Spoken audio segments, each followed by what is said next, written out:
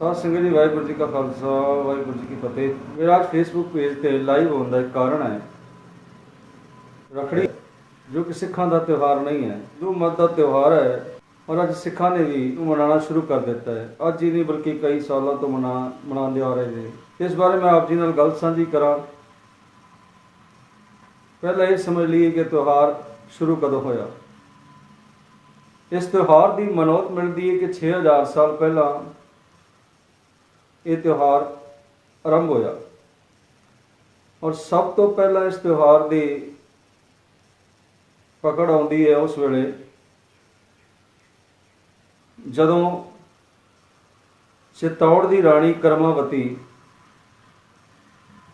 जिसनों कि गुजरात का राजा बहादुर शाह तंग कर रहा सी, मुगल बादशाह। और राणी करमावती ने, जिहदा पति नहीं सी, विधवा सी, उसने हुमायूं नूं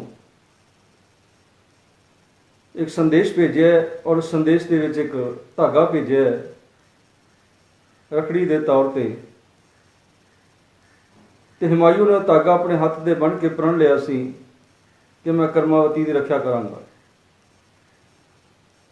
और एक मनौत होर मिलती है रखड़ी के बारे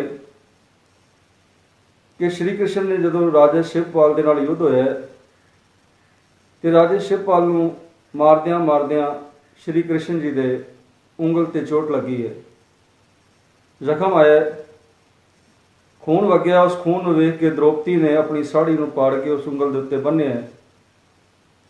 तो श्री कृष्ण ने उस दिन तो द्रौपदी को भैन मान लिया और उस ਉਂਗਲੀ ते बनी हुए उस धागे उस कपड़े को रखड़ी मान के उसकी रक्षा का प्रण लिया।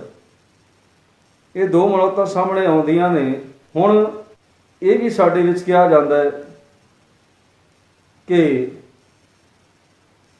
रखड़ी भैन भाइयों के प्यार का त्यौहार है, रक्षा का त्यौहार है, क्योंकि इसनूं नाम दिता गया रक्षा बंधन, कि रक्षा का बंधन। मैं आप जी गल करना चाहांगा कि त्यौहार आया क्यों, होंद दे विच क्यों आया, की कारण सन। मनौतां ते आपां वेख लईआं ने, जिहड़ियां हिंदू मत ने बनाईआं ने या घड़ियां ने ਜਾਂ ਉਹਨਾਂ ਦੇ ਵੇਦਾਂ ਦੇ ਵਿੱਚ ਲਿਖੀਆਂ ਨੇ। ਪੁਰਾਤਨ ਸਮਿਆਂ ਦੇ ਅੰਦਰ ਇਸਤਰੀ ਨੂੰ ਗੁਲਾਮ ਰੱਖਿਆ ਜਾਂਦਾ ਸੀ ਤੇ ਪਹਿਲਾਂ ਇਸਤਰੀ ਪਿਤਾ ਦੇ ਅਧਿਕਾਰ ਦੇ ਵਿੱਚ ਰਹਿੰਦੀ ਸੀ। ਪੁੱਤਰੀ ਪਿਤਾ ਦੀ ਗੁਲਾਮ ਬਣ ਕੇ ਰਹਿਣਾ, ਪਿਤਾ ਦੀ ਪਾਵਰ ਦੇ ਵਿੱਚ ਰਹਿਣਾ। ਉਸ ਤੋਂ ਬਾਅਦ ਵੱਡੀ ਹੋਈ ਤੇ ਭਰਾਵਾਂ ਦੇ ਅਧਿਕਾਰ ਵਿੱਚ ਚਲੀ ਗਈ। भरा उसके रक्षक बने, भरावां के अधीन रही। तो जो ब्याही गई तो उदों जाके पति के अधीन हो गई। और जो घर के औलाद हुई, पुत्र होए तो वह फिर पुत्रां के अधीन हो गई। भाव कि उन्होंने हमेशा गुलामी दी जंजीरां में जकड़ के ये भावना मन में भर दी गई कि तू मर्द तो बिना कुछ भी नहीं, मर्द ही तेरा रक्षक है। पहला पिता रक्षक बनया, फिर उस तो बाद भरा बनया, उस तो बाद पति बनया, तो उस तो बाद पुत्र बनया। और ये हीन भावना भर दी गई कि तू अपनी रक्षा आप नहीं कर सकती। औरत को गुलामी दी जंजीरां दे जकड़न दे लई ये त्यौहार दिता गया। समय समय ते ऐसे त्यौहार दिते गए। हुण मैं एक गल होर आप जी नाल साझी कर रहा कि एक होर बड़ा वड्डा सवाल आउंदा है साडे सिखां दा कि गुरु नानक साहब नूं रखड़ी बनाउंदे होए फोटो दे विच दिखाया गया कि गुरु नानक साहब रखड़ी बना रहे ने ते माता बेबे नानकी रखड़ी बन रहे ने। ये बात जदों सामने आउंदी है तो उस वेले भाई गुरदास जी का एक बचन सामने आ जाता है कि गुरु की मूर्ति वेखनी है तो गुरु की मूर्ति शब्द दे विचों वेखी जा सकती है।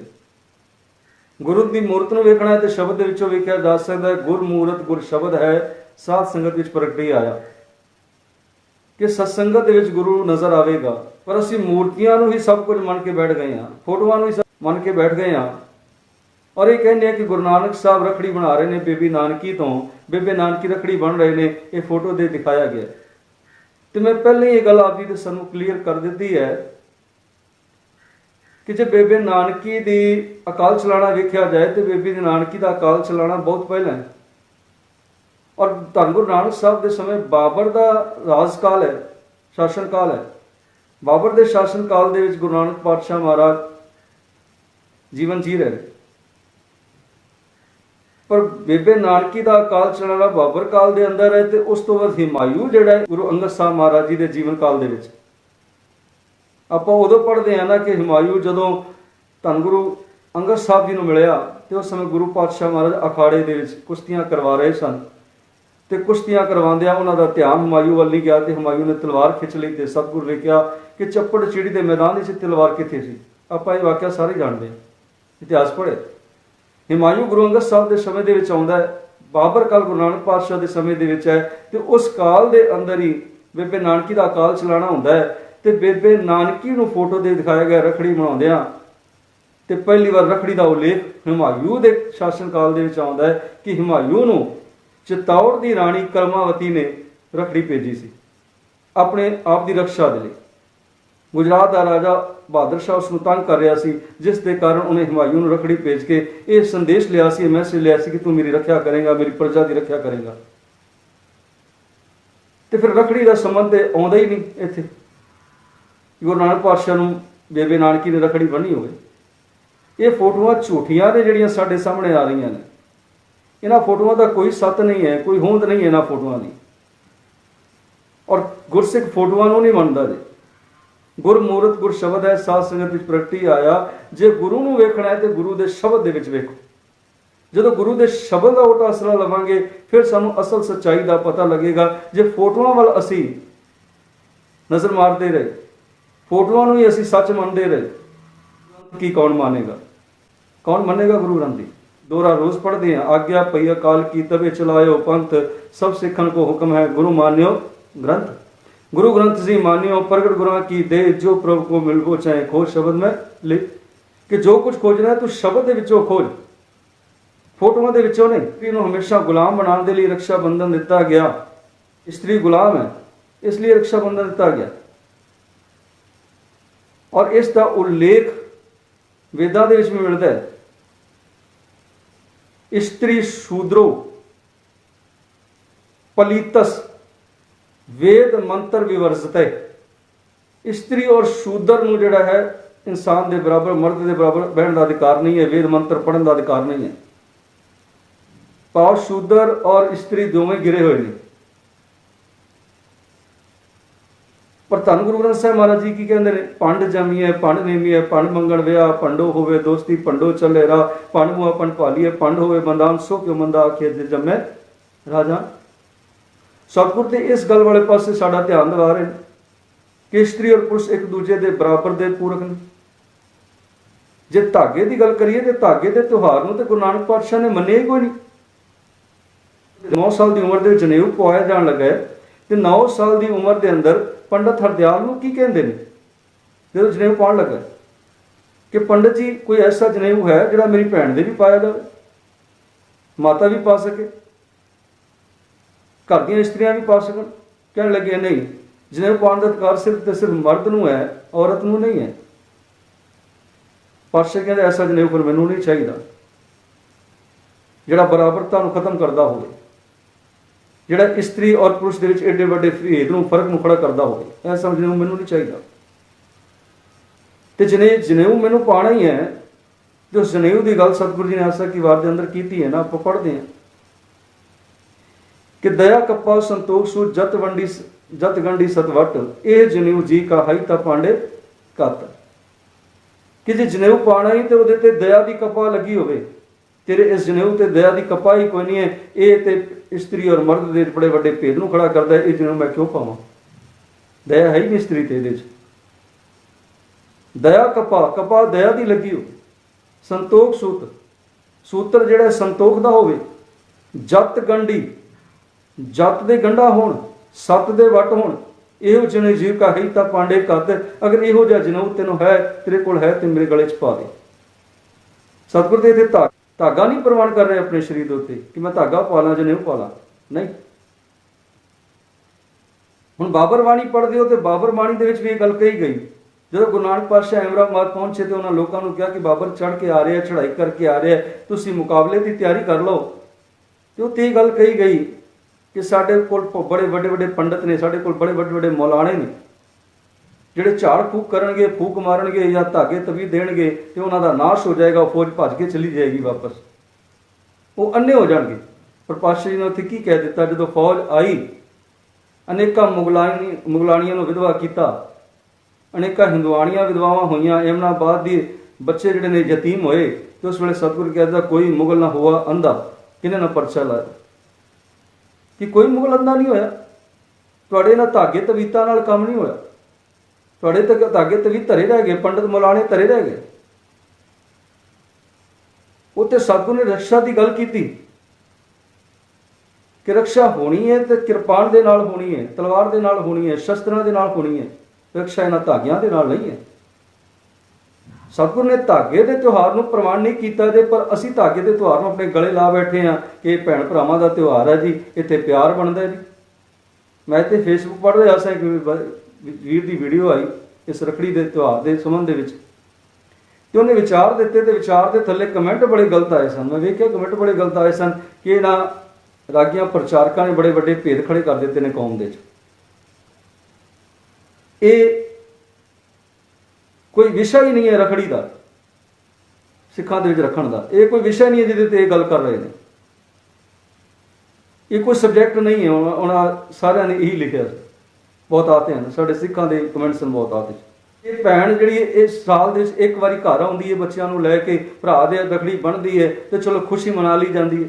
ਤੇ ਜੇ ਖੁਸ਼ੀ ਮਨਾਣੀ ਹੈ ਤੇ ਰੋਜ਼ ਮਨਾਓ, ਰੋਜ਼ ਭੈਣਾਂ ਨੂੰ ਗਿਫਟ ਦਿਓ, ਰੋਜ਼ ਤੇ ਜਿਹੜਾ ਤੁਸੀਂ ਉਪਹਾਰ ਦਿਓ, ਕੋਈ ਮਨਾ ਨਹੀਂ ਕਰ ਰਿਹਾ। ਰੋਜ਼ ਭੈਣਾਂ ਦੇ ਨਾਲ ਬੈਠੋ, ਭਰਾ ਬੈਠਣ ਖੁਸ਼ੀ ਮਨਾਉਣ, ਬੱਚੇ ਬੈਠਣ ਖੁਸ਼ੀ ਮਨਾਉਣ, ਕੋਈ ਮਨਾ ਨਹੀਂ ਕਰਦਾ ਖੁਸ਼ੀ ਮਨਾਉਣ ਦੇ ਲਈ। ਪਰ ਇਸ ਦਿਨ ਨੂੰ ਮੁੱਖ ਰੱਖ ਕੇ, ਜਿਸ ਦਿਨ ਨਾਲ ਸਾਡਾ ਕੋਈ ਸੰਬੰਧ ਹੀ ਨਹੀਂ ਹੈ, ਜਿਸ ਦਿਨ ਨਾਲ ਸਾਡਾ ਕੋਈ ਵਾਸਤਾ ਹੀ ਨਹੀਂ ਹੈ, ਉਸ ਦਿਨ ਨੂੰ ਅਸੀਂ ਮੁੱਖ ਰੱਖ ਕੇ ਜਿਹੜੇ ਪਿਆਰ ਬਣ ਰਹੇ ਹਾਂ, ਇਹ ਤਿਉਹਾਰ ਭੇਦਭਾਵ ਖੜੇ ਕਰਦਾ ਹੈ। ਹੁਣ ਵੇਖੋ, ਇੱਕ ਦੇ ਘਰ ਭਰਾ ਹੈ, ਉਹ ਭਰਾ ਨੂੰ ਰੱਖੜੀ ਬਣ ਰਹੀ ਹੈ, ਮੰਨ ਲਿਆ ਚਲੋ ਤਿਉਹਾਰ ਪਿਆਰ ਦਾ ਬਣ ਰਹੀ, ਤੇ ਦੂਸਰੇ ਘਰ ਦੇ ਵਿੱਚ ਨਾਲ ਦੇ ਦਰਵਾਜ਼ਾ ਹੈ, ਨਾਲ ਦਾ ਗੁਆਂਢੀ ਹੈ, ਉਹਦੇ ਘਰ ਦੇ ਸਿਰਫ 2 ਬੱਚੀਆਂ ਨੇ, ਤੇ ਉਹ ਵੇਖ ਰਹੀਆਂ ਨੇ ਕਿ ਮੇਰਾ ਵੀ ਭਰਾ ਹੁੰਦਾ, ਸਾਡਾ ਵੀ ਭਰਾ ਹੁੰਦਾ, ਤੇ ਅਸੀਂ ਵੀ ਰੱਖੜੀ ਬਣਦੀ। ਪਰ ਇੱਕ ਦੇ ਘਰ ਖੁਸ਼ੀ ਹੈ ਤੇ ਦੂਜੇ ਦੇ ਘਰ ਨਿਰਾਸ਼ਾ ਹੈ। ਇਹੋ ਜਿਹਾ ਤਿਉਹਾਰ ਗੁਰੂ ਨਾਨਕ ਸਾਹਿਬ ਦੇ ਸਕਦੇ ਨੇ?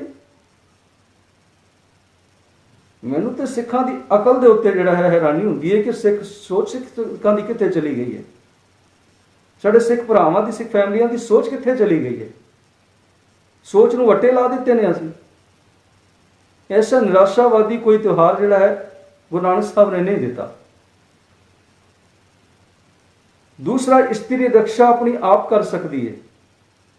ਜੇ ਅਸੀਂ ਇਹ ਤਿਉਹਾਰ ਮਨਾਉਣਾ ਹੀ ਹੈ ਤੇ ਮੈਂ ਇੱਕ ਗੱਲ ਕਹਾਂ ਕਿ ਭੈਣ ਆਪ ਅੰਮ੍ਰਿਤਧਾਰੀ ਹੋਵੇ ਤੇ ਇਸ ਦਿਨ ਭਰਾ ਦੇ ਘਰ ਜਿਹੜਾ ਕੜਾ ਲੈ ਕੇ ਜਾਵੇ ਤੇ ਨਾਲ ਲੈ ਕੇ ਜਾਵੇ ਕਿਰਪਾਨ, ਕਵੇ ਲੈ ਭਰਾਵਾ ਇਹ ਕੜਾ ਪਾ ਲੈ ਹੱਥ ਦੇ ਵਿੱਚ, ਗੁਰੂ ਕਾ ਕਕਾਰ ਹੱਥ ਦੇ ਵਿੱਚ ਪਾ ਤੇ ਕਿਰਪਾਨ ਪਾ ਕੇ ਤੇ ਅੰਮ੍ਰਿਤਧਾਰੀ ਹੋ ਜਾ।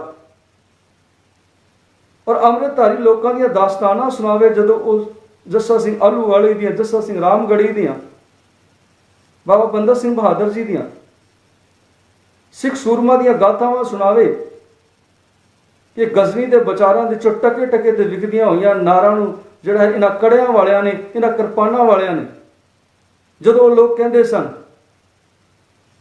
ਛਈ ਛਈ ਛਈ ਰਨ ਬਸਰੇ ਨੂੰ ਗਈ, ਮੋੜੀ ਬਾਬਾ ਡਾਂਗ ਵਾਲਿਆ, ਮੋੜੀ ਬਾਬਾ ਕਸ਼ ਵਾਲਿਆ, ਇਹ ਕਹਿ ਕੇ ਸੰਦੇਸ਼ ਦਿੰਦੇ ਸਨ ਸਿੱਖਾਂ ਨੂੰ ਕਿ ਲੋਕ ਸਿੱਖੋ ਜਾਓ ਸਾਡੀਆਂ ਧੀਆਂ ਭੈਣਾਂ ਦਾ ਬਚਾਅ ਕਰੋ। ਔਰ ਜਿਨ੍ਹਾਂ ਦਾ ਇਹ ਤਿਉਹਾਰ ਹੈ ਰੱਖੜੀ, ਉਹ ਲੋਕ ਜਦੋਂ ਪਾਂਡਿਆਂ ਕੋਲ ਜਾਂਦੇ ਸਨ, ਪੰਡਤਾਂ ਕੋਲ ਜਾਂਦੇ ਸਨ ਕਿ ਤੁਹਾਡੀ ਧੀਆਂ ਭੈਣਾਂ ਦੀ ਰੱਖਿਆ ਕੀਤੀ ਜਾਏ, ਜਿਨ੍ਹਾਂ ਨੇ ਹੱਥ ਤੇ ਰੱਖੜੀਆਂ ਬਣਾਈਆਂ ਸਨ ਰਕਸ਼ਕ ਬਣਦੇ ਸਨ, ਉਹਨਾਂ ਕੋਲ ਰੱਖਿਆ ਨਹੀਂ ਕੀਤੀ ਗਈ ਤੇ ਪਾਂਡਿਆਂ ਕੋਲ ਗਏ ਤੇ ਪਾਂਡੇ ਕਹਿਣਗੇ ਰਾਮ ਰਾਮ ਕਰੋ, ਰਾਮ ਬਲੀ ਕਰੇਗਾ। ਰਾਮ ਨੇ ਤਾਂ ਬਲੀ ਦਿਖਾ ਦਿੱਤੀ ਸੀ ਐਮਨਾਬਾਦ ਦੇ ਵਿੱਚ, ਪਾਂਡਿਆਂ ਦਾ ਰਾਮ ਸੀ, ਮੁਲਾਜ਼ਿਆਂ ਦਾ ਖੁਦਾ ਸੀ, ਉਹਨੇ ਤੇ ਵਿਖਾ ਦਿੱਤੀ ਸੀ ਐਮਨਾਬਾਦ ਦੇ ਵਿੱਚ। ਕਿਹਨਾਂ ਧਾਗੇ ਤਵੀਤਾਂ ਦੇ ਨਾਲ, ਇਹਨਾਂ ਜਪ ਮੰਤਰਾਂ ਦੇ ਨਾਲ ਜਿਹੜਾ ਹੈ ਰਕਸ਼ਾ ਨਹੀਂ ਹੋਣੀ, ਰਕਸ਼ਾ ਹੋਣੀ ਹੈ ਕਿਰਪਾਨ ਦੇ ਜ਼ੋਰ ਤੇ, ਰਕਸ਼ਾ ਹੋਣੀ ਸ਼ਸਤਰਾਂ ਦੇ ਜ਼ੋਰ ਤੇ। ਉਹਨਾਂ ਨੂੰ ਕਥਾਵਾਂ ਸੁਣਾਈਆਂ ਜਾਣ ਭਰਾਵਾਂ ਦੀਆਂ, ਉਹਨਾਂ ਭਰਾਵਾਂ ਦੀਆਂ ਜਿਨ੍ਹਾਂ ਨੇ ਉਹਨਾਂ ਲੋਕਾਂ ਦੇ ਜਿਹੜੇ ਤਿਉਹਾਰ ਮਨਾਉਂਦੇ ਸਨ ਭੈਣਾਂ ਦੀ ਰਕਸ਼ਾ ਨਹੀਂ ਕਰ ਸਕੇ, ਤੇ ਉਹਨਾਂ ਦੀਆਂ ਭੈਣਾਂ ਦੀ ਰਕਸ਼ਾ ਸਿੱਖਾਂ ਨੇ ਕੀਤੀਆਂ ਸਨ।